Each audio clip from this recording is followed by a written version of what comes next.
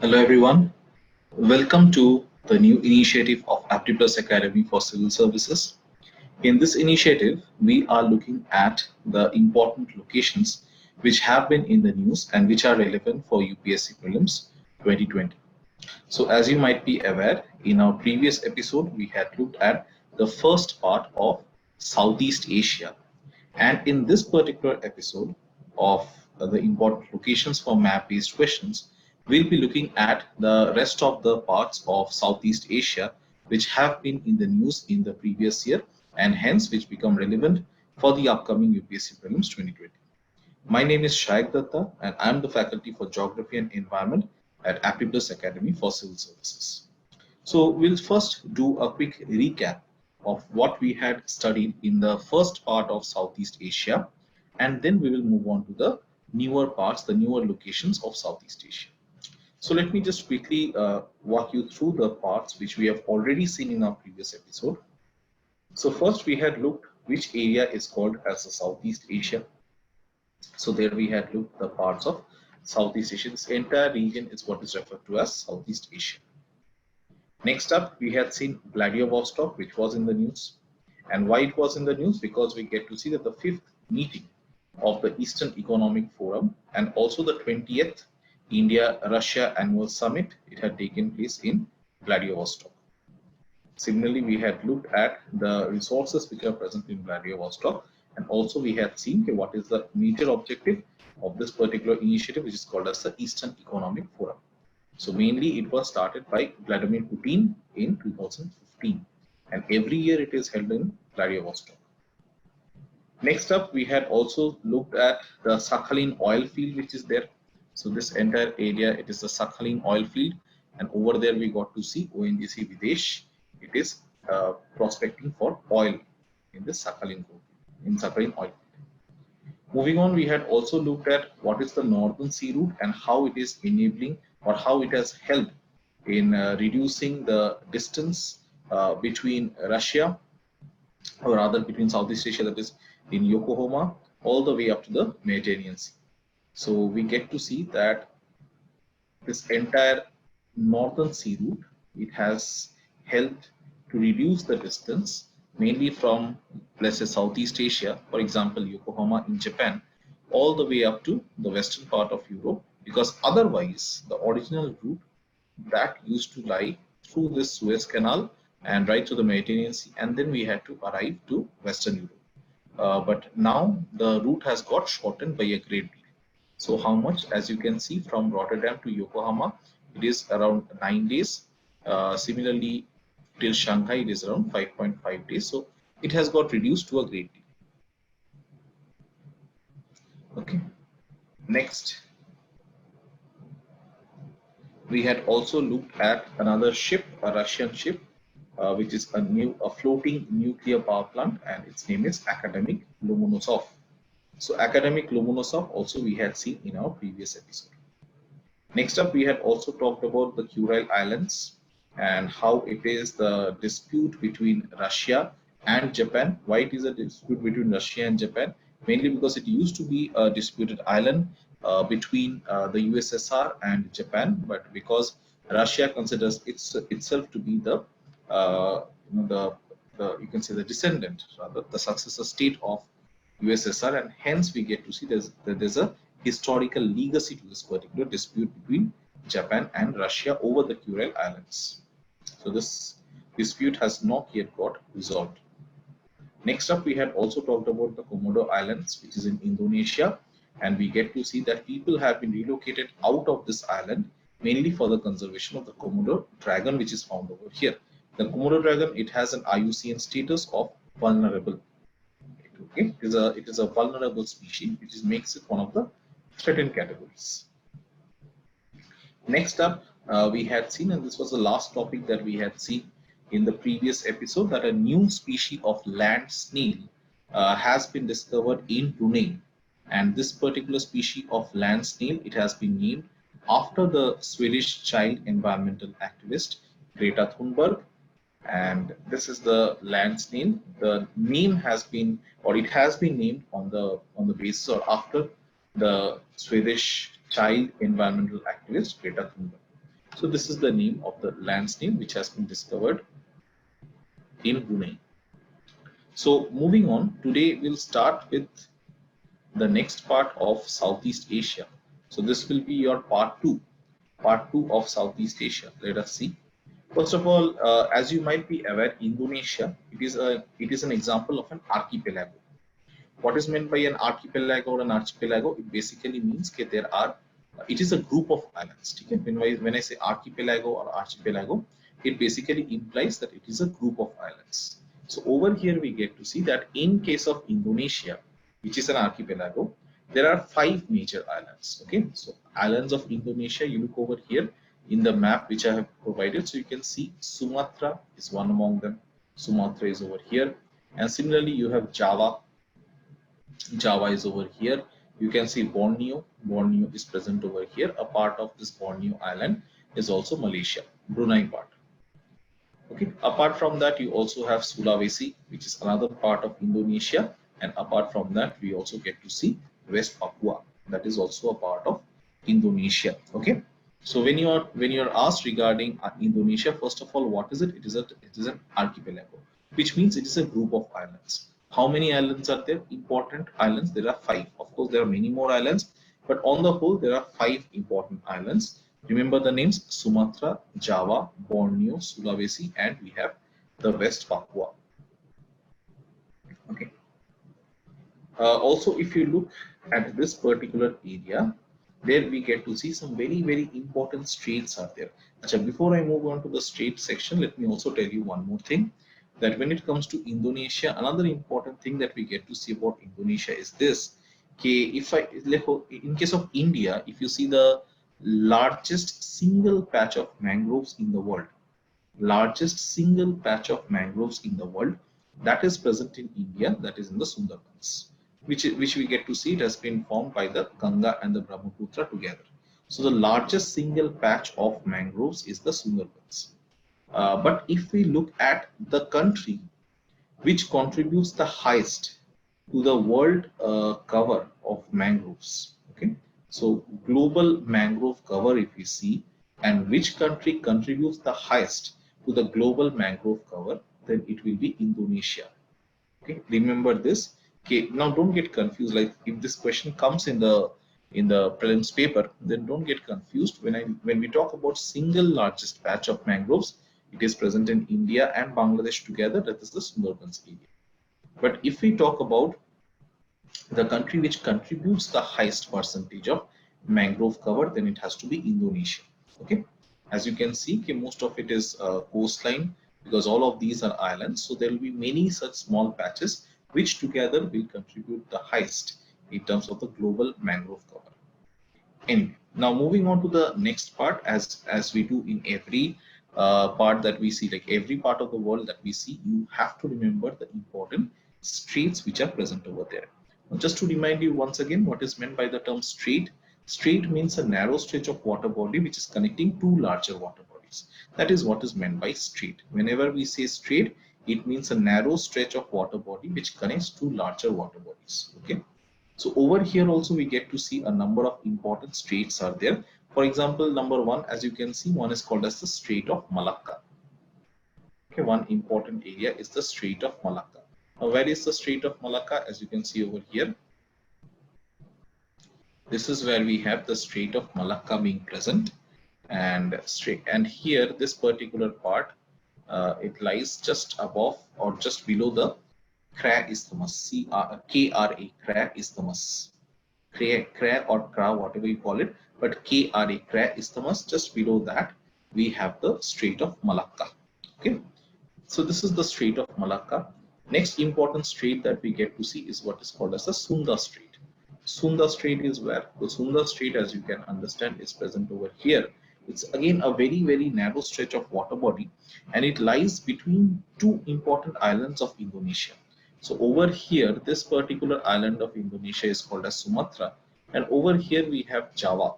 Okay, so between Sumatra and Java, we get to see the Sunda Strait is located. Fine. And similarly, over here we have Malaysia, and between Malaysia and Sumatra, we will have the Malacca Strait. Between Malaysia and Sumatra, we'll have the Malacca Strait. Okay. Next important strait that we need to know about is what is called as the Lombok Strait. So see over here, three straits we have talked about. One is the Strait of Malacca. Already we have seen very important location, the Strait of Malacca. Next comes the Sunda Strait, and the third one is the Lombok Strait. Now all these three straits, that is the Strait of Malacca, the Sunda Strait, and the Lombok Strait, they together, these are the straits to reach South China Sea from Indian Ocean. So if you need to reach the South China Sea, where is the South China Sea? Here is the South China Sea. तो अगर आपको Indian ocean से south China सी पहुंचना है, in that case, one way is by going through the Strait of Malacca, one is by going through the Sunda Strait, and also you have the Lombok Strait. Of course, there are roundabout routes, but these are the major routes by which you can reach the South China Sea from Indian Ocean. Once again, to reach the Indian Ocean from the South China Sea, there are three main routes. So, to reach the South China Sea from the Indian Ocean, there are three main routes. One is through the Strait of Malacca, like this.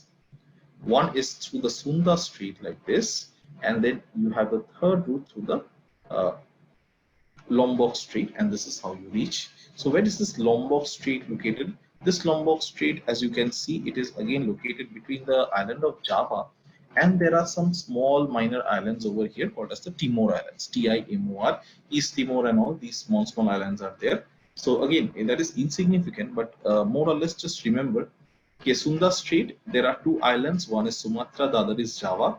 When you talk about Lombok Strait, there we have Java and we have the Timor Islands, Timor Islands. When we talk about the Strait of Malacca, we have Malaysia, we have Singapore on to the north, and to the south we have again Sumatra being present. Okay, so these are the locations, these are the important straits through which South China Sea can be accessed from the Indian Ocean. Next part that we look at are two important straits through which South China Sea can be accessed, but now we are talking about the straits through which South China Sea can be accessed from the Pacific Ocean. So earlier we were looking at the Indian Ocean, and from Indian Ocean we saw that there are three straits, Strait of Malacca, and then we have the Sunda Strait and the Lombok Strait.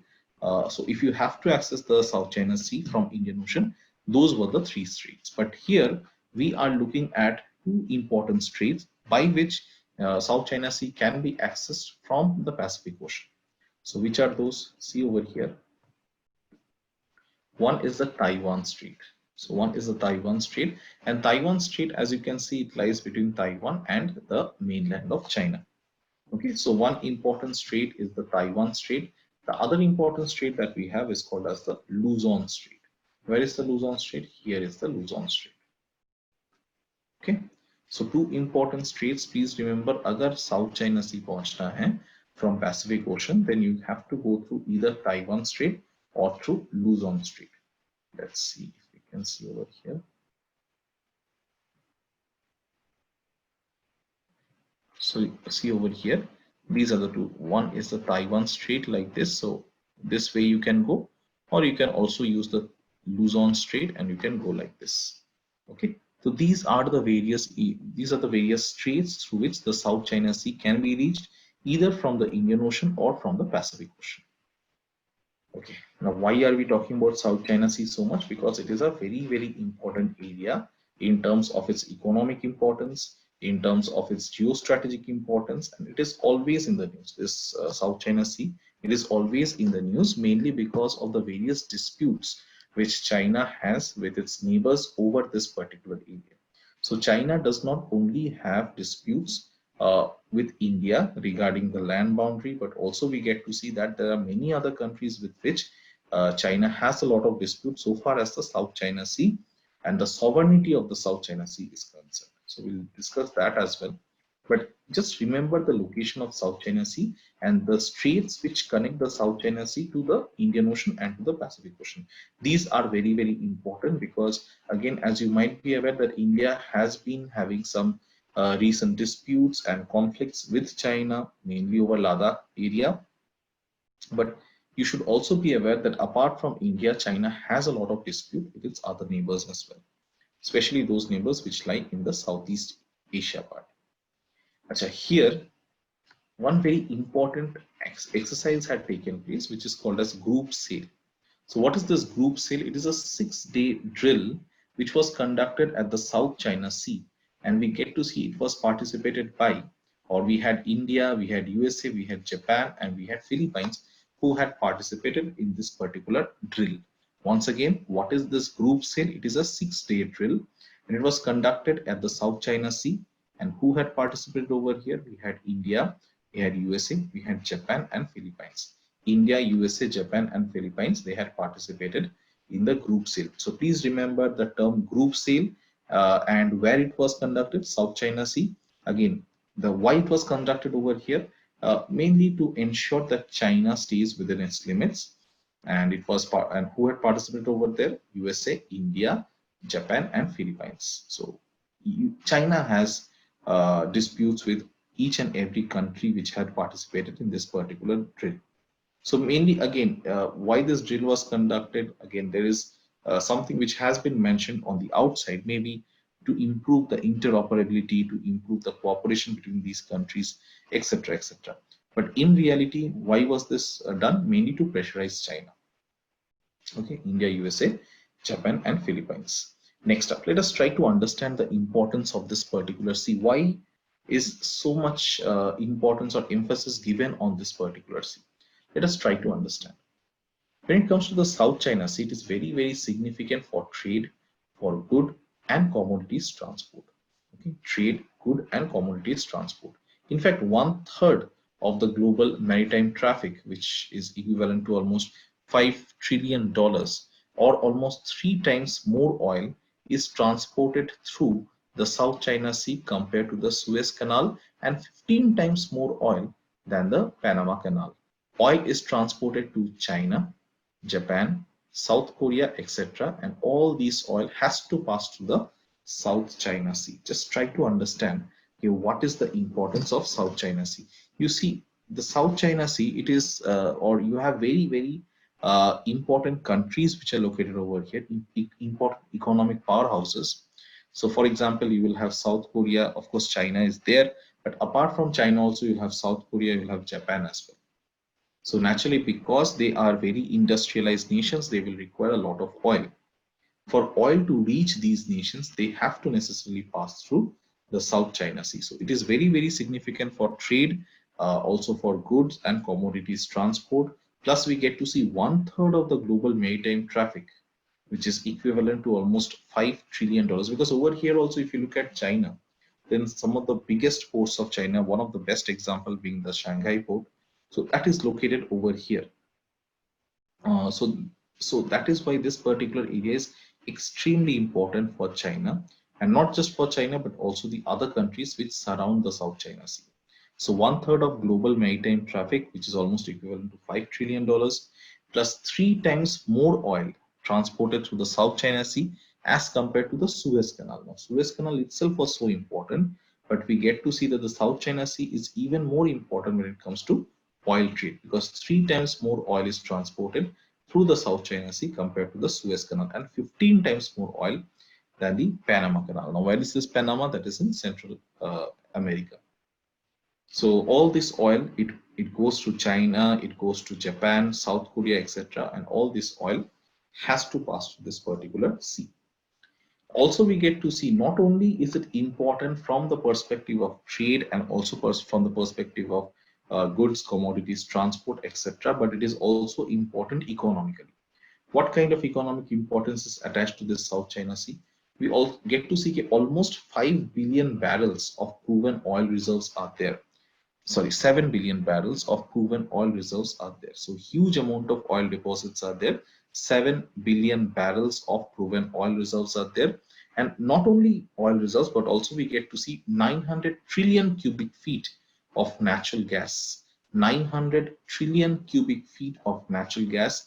Not only that, but also we get to see that the continental shelf over here is quite shallow, and because the continental shelf is shallow, so automatically there will be huge amount of fish stocks as well. So fishing is a very, very important activity over here. So fish stocks, huge amount of fish stocks are there. Plus it also connects the Indian Ocean with the Pacific Ocean. So it connects these two oceans, that is Indian Ocean with the Pacific Ocean. You have huge amount of fishing potential of this area. Plus, of course, there is huge amount of oil deposits of almost 7 billion barrels of oil is there. Plus, there are almost 900 trillion cubic feet of natural gas also present over here. And because of all these importances, because of all these significances combined together, we get to see that the South China Sea is also called as the Mediterranean Sea of Asia. Mediterranean Sea, as you might be aware, is present between Europe and Africa, and is very, very important for a number of reasons. And because of the importance of Mediterranean Sea, we also get to see the South China Sea.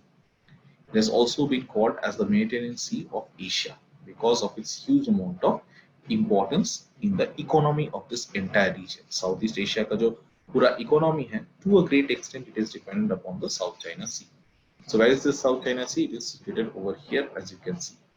And around the South China Sea, you will have all these countries, for example, Vietnam, and for example, you will have Taiwan, and you will have Philippines. All these countries will have disputes with China over the control of the South China Sea. Now, what kind of disputes are there? So we will see all those disputes one by one. Before I move on to the dispute wala section, another part that you should be aware of is regarding the fact that most of China's oil has to pass through the narrow Malacca Strait. आपको याद होगा Malacca Strait. Malacca Strait we had seen earlier. Quickly, let me just remind you where is this Malacca Strait. So as you can see over here, between Malaysia, Singapore, Malaysia, ये वाला part, और नीचे क्या है Sumatra. उसके बीच से you have the tiny strait which is called as the Malacca Strait. अब देखो कि अगर China, most of China's oil has to pass through this particular area. And this particular area, that is Malacca Strait, is controlled by whom? Singapore. Now the thing is, during a war, if any country is able to block this particular strait, automatically the entire, the oil which is moving to China or which is being transported to China, all that oil transport, all that oil import, that will have to come to a stop. Because if this particular, this is actually a very weak point of China.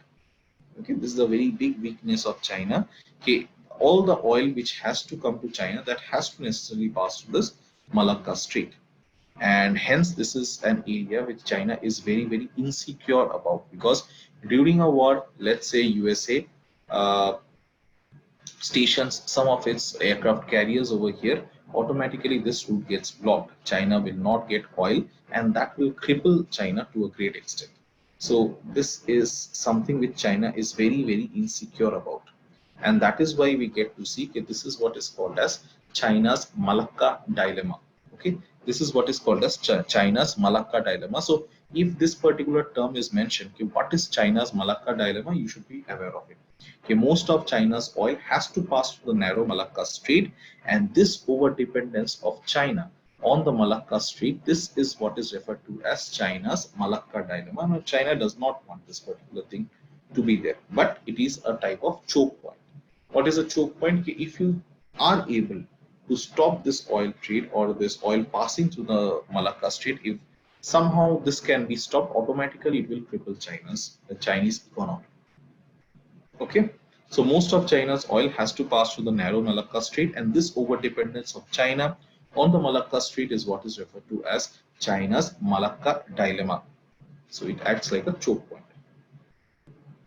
Moving on, so China wanted to do something about it. China wants to do something about it because it does not want to be, it does not want to have a weak point.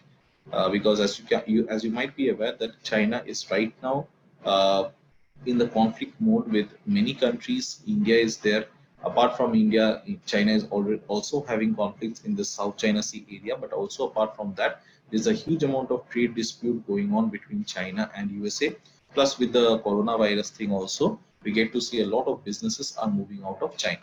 So basic thing is this: that China, if it wants to establish its world dominance, then it cannot afford to have such kind of weaknesses by which its economy, its military, its navy can be crippled.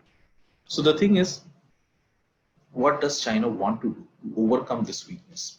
So let us try to understand. To overcome this over dependence on the Malacca Strait, China is planning to do what? It is planning to build its own canal, something on the lines of the Suez Canal that is there. Let's say Panama Canal, Suez Canal. How have they been built? For example, Panama Canal, you will get to see right through the country of Panama, you'll have a canal which connects the Atlantic with the Pacific. So similarly over here also, China, in order to bypass this entire weakness that it has with regards to the Malacca Strait, what it wants to do, it wants to build a canal which will be called as the Kra Canal across the Kra Isthmus. Across the Kra Isthmus, it wants to build a canal which is called as a Kra Canal. Now, first thing is, where is this Kra Isthmus? Now, this entire part, and this is actually controlled by Thailand.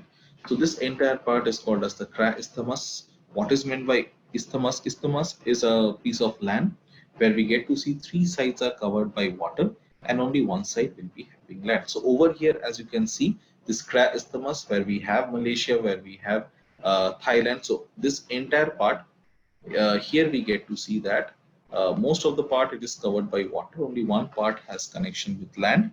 And over here, China wants to create a canal. China wants to create a canal so that the Strait of Malacca, which is controlled by Singapore, this can be bypassed. They will no longer have to depend upon the Strait of Malacca for their oil imports. Okay. So Kra Canal, how will it help? It could reduce the distance, and if it is reducing the distance, automatically there will be a lot of savings on the time taken. Okay. So Kra Canal would reduce the distance, plus it would also help in time saving for China, plus it would also reduce the dependence on the Malacca Strait, which is currently under Singapore. But there is an issue over here, and what is the issue and what is the obstacle? Okay, right now Thailand has not yet given a go-ahead, as it will pose not only security but also environmental risks. Now imagine creating a canal. So automatically there will be a lot of issues with regards to security of the area, with regards to environmental risks involved, and as a result of which we get to see that Thailand has not yet given the permission for to build this Kra Canal across the Kra Isthmus to China as of yet. Okay, but this is what China plans to do going forward to overcome its Chinese dilemma, or the Malacca dilemma of China, that is the over dependence of China on the Malacca Strait. So to overcome that, China wants to build this particular canal across the Kra Isthmus. So remember this entire name. What is Kra Isthmus, where is Kra Isthmus, and what is this Kra Canal, and why Thailand has not given permission yet? Because of the security challenges and because of environmental risks. So here I have shown you that here we have Malaysia, here we have Thailand, and through Thailand, China has planned to build this Kra Canal project. It has decided to undertake this Kra Canal project through Thailand. Okay. Now moving on regarding this entire dispute with regards to the South China Sea. So we have been discussing the importance of the South China Sea and why South China Sea is in the news. That is because of the disputes. So let us try to understand the dispute. Hence, to strengthen its control over the South China Sea, it has come up with the concept of the 9 dashed lines. Now this is a very interesting thing. Okay, because there is so much of dispute with regards to the South China Sea, under whose control it is, or which part of the South China Sea belongs to which country. So China came up with this strange concept. It's a very interesting concept called as the 9 dashed lines. What does this signify? So over here you can see the 9 dashed lines. See over here, you will get to see that you have 1, you have 2, so second, third, fourth, 5th, 6th, 7th, 8th, and 9th. This is what is referred to as the 9 dashed lines. Now the question is, of course, does it exist in reality? It does not. Then what does it signify? What is the meaning of this 9 dashed lines? What China tries to say is this: it shows their historic control over the islands in the South China Sea. What China means to say over here is this: from very ancient times we get to see that people in China, they have been using the waters within these 9 dashed lines for fishing and for other economic activities. And because this has been done right from history itself, this has been done by the people living in China. So that is why they want to say, China wants to say that because it has been used historically. So this entire area belongs to China.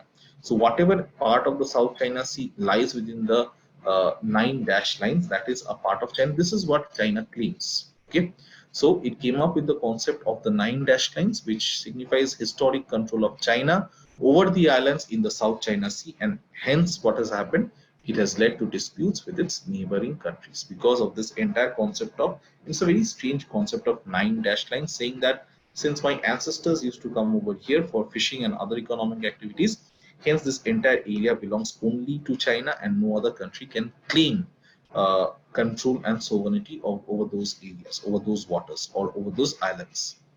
And naturally, that is something which the neighbors of China, they do not like, especially the neighbors who are there in the South China Sea area. And what is the issue? What are those islands which are very disputed? And regarding each of the islands, you will find that China has a dispute with one of its neighbors. For example, let's say when it comes to the Paracel Island. So where is the Paracel Island? Here you can see the Paracel Islands are there.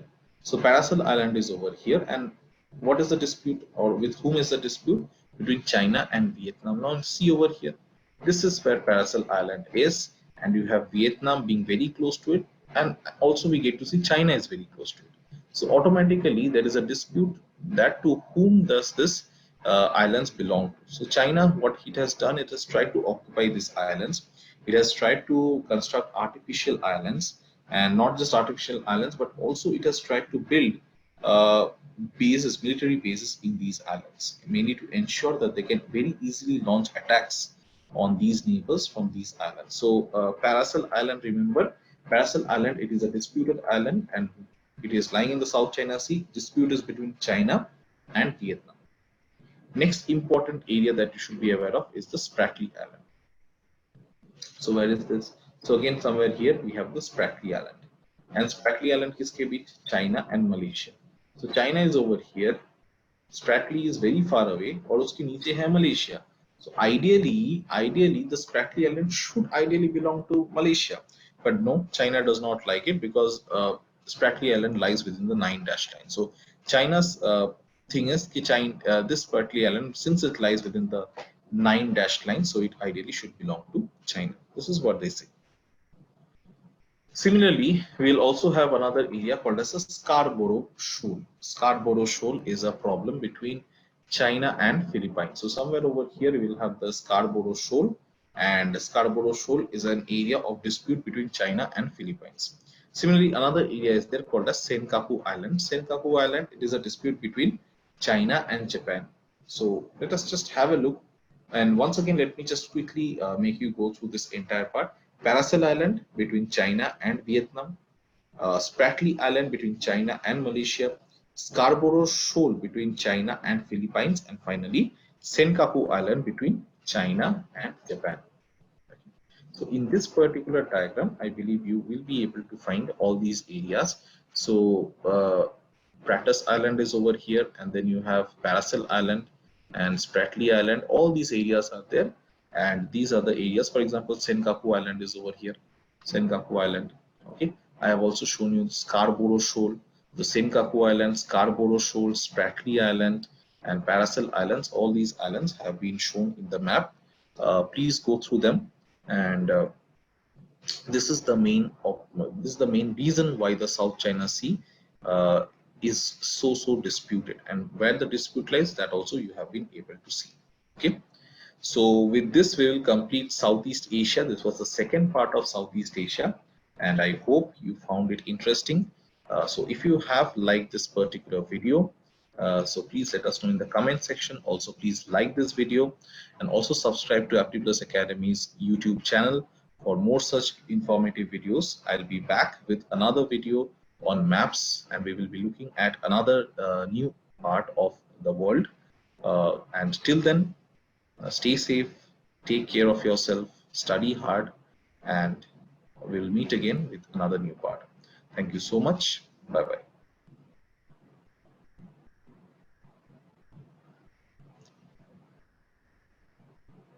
I'm an icon, man. And my girl about a 10. I should fuck her in a Benz.